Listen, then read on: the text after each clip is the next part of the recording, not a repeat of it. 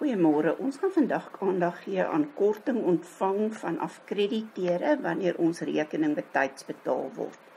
Ontvang 20% korting op 'n skuld van R400.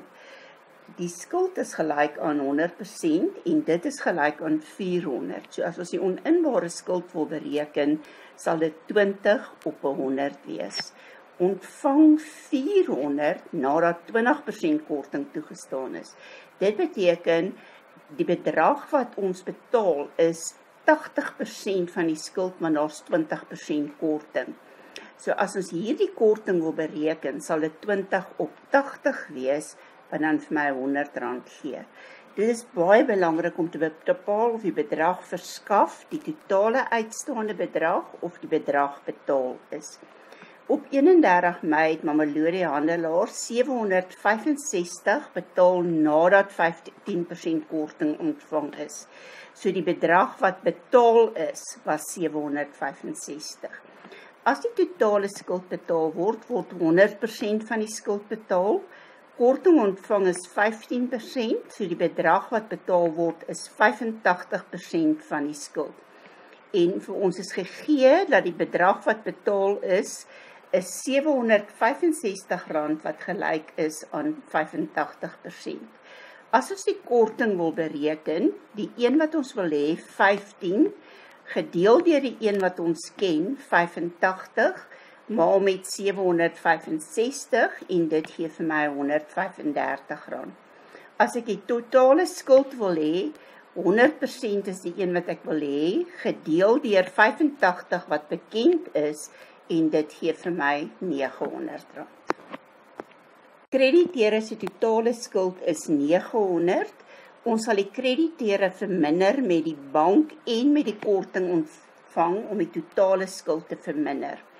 Bank word gekrediteer om die bate te verminder aan die kredietkant.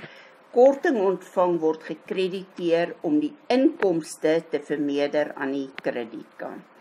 Krediteure kontrole word dus gedebiteer om die las te verminder, want jy skuld nou minder geld. Bank word gekrediteer om die bate te verminder, want jy het minder geld in die bank.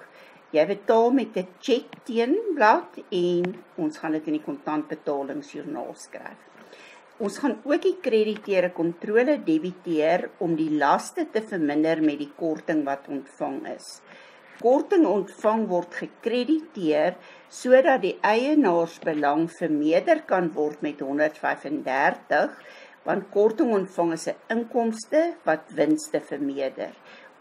Op 31 Mei het Mamelodi Handelaars 'n cheque aan Michael Handelaars uitgereik om 'n skuld van R765 te betaal nadat 15% korting ontvang is. So die bedrag wat in hierdie geval gegee is die totale skuld. Indien die totale skuld betaal word, sal 100% betaal word. Korting ontvang is 15%, so die bedrag wat betaal word is 85% van die totale skuld. Die totale skuld is gegee as 765. Dit beteken die 765 is gelyk aan die 100%.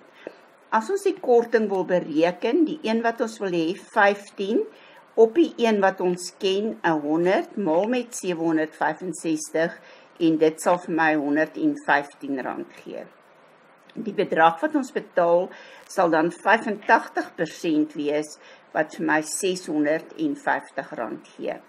Die krediteure se totale skuld is 765. Ons verminder die krediteure met die bedrag wat betaal is en die korting ontvang om die laste te verminder. Die bankrekening word gekrediteer met die bedrag wat werklik betaal is, R650, en die korting ontvang sal aandui wat is die inkomste vir die korting wat ontvang is, wat nie nodig is om betaal te word nie. Krediteure kontrole verminder jou laste, want jy betaal geld en jy skuld minder geld aan die krediteure. Bank word gekrediteer om die bates te verminder, want jy het minder geld in die bank. Die brondokument is 'n cheque teenblad en enige betalings word in die kontantbetalingsjoernaal aangeteken.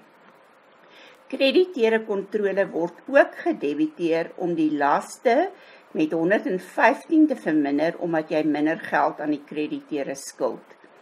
Korting ontvang word gekrediteer om die inkomste te vermeerder wat die winste sal vermeerder, so jou ekwiteit sal vermeerder met R115.